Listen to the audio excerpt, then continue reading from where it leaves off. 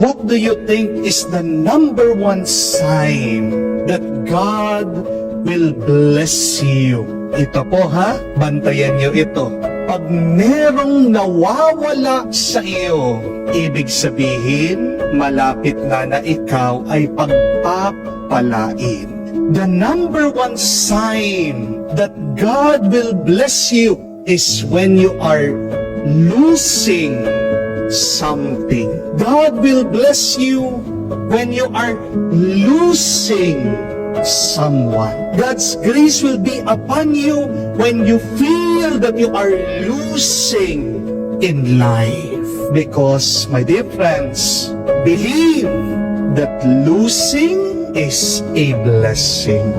Amen? Pag merong nawawala, malapit na ang kanyang pagpapala. Bakit nasasabi natin na pagpapala pag merong nawawala? Kasi hindi ka madadagdagan ng pagpapala ng Diyos kung puno ka na. Di po ba? Remember that, understand that when you lose something in your life, God is just creating more space so that you can receive more graces. Amen? Meron po akong kakilala, 3 years po silang mag-on, mag-boyfriend, mag-girlfriend. Ito pong babae, mahal na mahal po niyang lalaki. Hala po niya, siya na yung the one.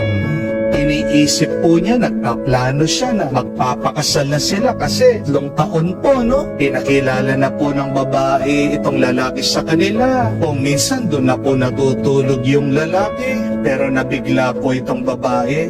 Nung nalaman niya, break na pala sila. Ayaw na po ng lalaki. Doon po nalaman ng babae, yung lalaki, namamangka pala sa 2 ilog.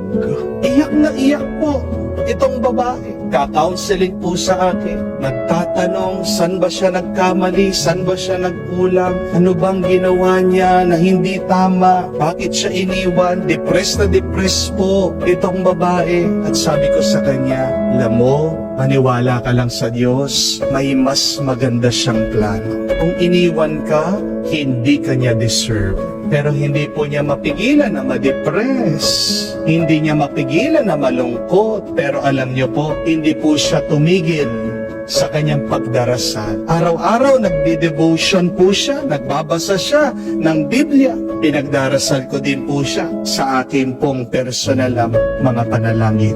Alam niyo po, napakabait ng Panginoon. Bakit? Kasi after 3 months, nakakilala po siya ng bago. At alam niyo po kung ano pa yung good news? Aba, yung nakilala niya, American citizen na. Nung dati, local lang. Aba, ngayon, upgraded na. Kaya nga yung dating nakasimangot, ngayon yung kanyang ngiti hanggang tenga na. Yung dating maga, yung mata, aba, beautiful eyes na. Yung dating stress na stress, aba, ngayon, blooming na. Sabi ko sa kanya, tingnan mo na, di ba tama ako? May mas magandang plano ang Diyos. Pag merong nawala, ipapalit niya, sobra-sobrang ganda. May napakaganda pong kasabihan. Alam natin, when God closes a door, He opens a window. Pero alam niyo po ba, pag pumunta kayo sa Italia, yung mga Italiano, iba po yung kasabihan nila. Ang ganda po. Sabi nila, when God closes a door, He opens two. Kaya nga po, kalimutan niyo na yung when God closes a door, He opens a window. Ayaw ko pong ginagamit yun. Ayaw ko pong pinaniniwalaan. Kasi bakit ka dadaan doon sa bintana? Hindi ka naman magnanakaw. Hindi po ba? Mas maganda yung kasabihan. Pag may sinarang pintuan ang Diyos sa iyo, bakit? Kasi meron siyang binubuksan na 2 na mas magandang daraanan mo. Hindi ba yan ang tinuturo sa atin ng Diyos? Huwag po tayong matakot pag merong nawawala sa ating buhay. Yung mga taong mahal na mahal nila ang kanilang buhay, sabi ni Jesus, yan, masasawi sila, mawawala ang kanilang buhay. Pero para sa mga tao na handa na ialay nila, isuo nila ang kanilang buhay. Diyan sila pagkakalooban, hindi lang buhay, pero buhay hanggang sa magpasawalang hanggan. Amen? Do not be afraid, my dear friends, to surrender your life to God. Because the more that you surrender your life to God, the more His abundant blessings will come down upon you. Napakaganda ng larawan na ginamit niya na ang binhi ng trigo, kailangan munang bumagsak, kailangan munang mamatay para dito umusbong, tumubo at magkaroon ng bunga. Gusto niyo po bang maging mabunga ang iyong buhay?